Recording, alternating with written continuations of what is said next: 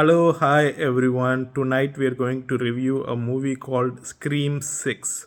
It is the latest installment of the Scream franchise, and yeah, we see in all of them. We even seen the spoofs of the Scream movies in the Scary Movie.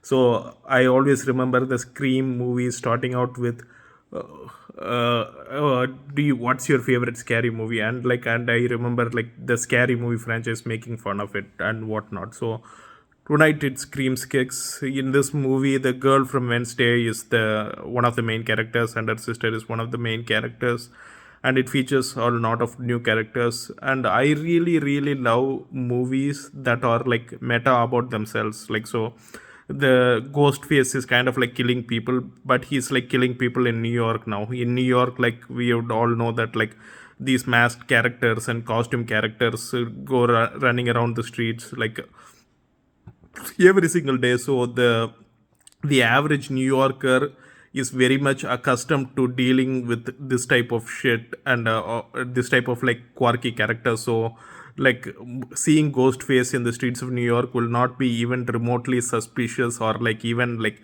standing out to most New Yorkers. So it gives the villain a very ease of like going in and around New York, even in the New York subway. And finally, the ghost face, what do I say about the ghost face? Like, so he's going around killing people and trying to kill the main actors, but this person seems to be like some copycat killer, is what most of the authorities are saying.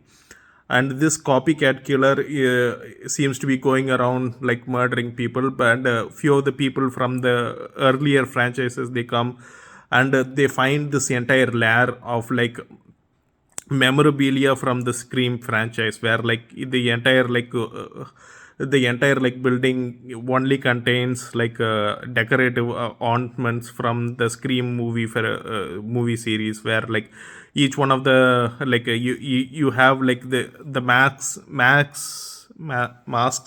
masks of the previous like Scream villains like displayed like in on top of mannequins, and you see a lot of these even like the TV for in which one of the previous villains were killed were also in display. So it turns out like one of the bad guys was a Scream fanatic or like a scary movie slasher fanatic. So I like the movies that are meta onto themselves, and this movie is meta onto itself by creating a movie series called the slasher movies, the slasher series, where they talk about themselves in them, where they themselves view the concept of the Scream movies in a different franchise known as the slasher franchise. So that got me like a lot of like thinking, and like this is very interesting and whatnot. So in this like Scream franchise and whatnot, like the or the slasher franchise, they going around killing people, and finally like end of the day, like the good guys win, the bad guys kind of like lose. But like this was one of the most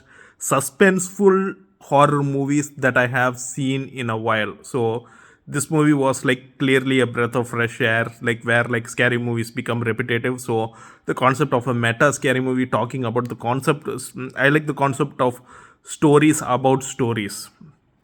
So this was kind of like a very breath of fresh air to me, and they made it suspenseful all the way till the end, and it's kind of like becomes like a Scooby-Doo mystery, where like you know what, how the villain gets away with like all the wrongdoings and whatnot, like how he murders all them, but like at the end the villain explains, oh, this is how I did that bad thing, this is how I got away with this bad thing, and finally end of the day everything is revealed at the end. But it is like a very unique thing that the villain has actually plotted out like in his head, so that like he escaped like throughout the movie till the very end of the movie. So in this movie you also have like a lot of love interest, and the beauty of the Scream franchise is like usually the love interests turn out to be one of the villains and whatnot, or the roommates, or like you don't know.